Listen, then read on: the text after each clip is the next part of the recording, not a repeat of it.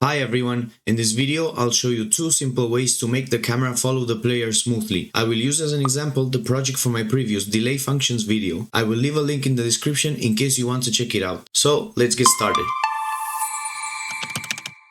One way of doing it is by using a custom script and change the camera position to the player position. So in Unity, let's create a new script and call it camera follow target.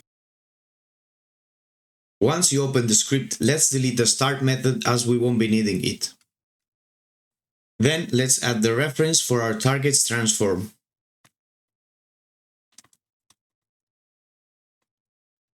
Now here we could just set the position of the camera to the position of our target like this. But it becomes an issue as we're in a 2D game view, so we will not render the objects in the correct order and everything will be behind the camera. Instead, we want to assign a new vector 3 where the x and y positions are the x and y of the target, and the z position could be something like -10, which is the original z position of the main camera. Back to Unity, let's attach the script to our main camera and add the player as camera target.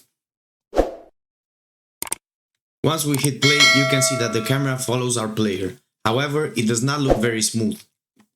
So in order to make it look smoother, we need to change the script a bit. First, let's create a new variable which will be the follow speed. Now instead of assigning the new vector 3 to our camera position, we use slurp, which is basically spherical interpolation between two positions. In our case, the camera position and the target position, for which we will use the same vector 3 from before. Then as a third parameter, we will set the smoothness by multiplying the follow speed with the time dot delta time. If we go back to Unity and hit play, you can see that the camera follows our player smoother. Of course, you can play with the follow speed in order to set your desired smoothness.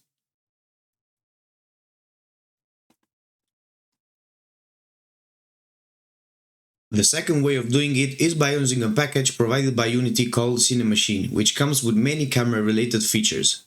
To install it, go to the package manager and in the Unity registry search for Cinemachine. Then click install and wait for it to be installed. Once it finished installation, I'll go to the main camera and remove the camera follow script, as we will not be using it anymore. Now to add a camera, right click, go to Cinemachine and select 2D camera.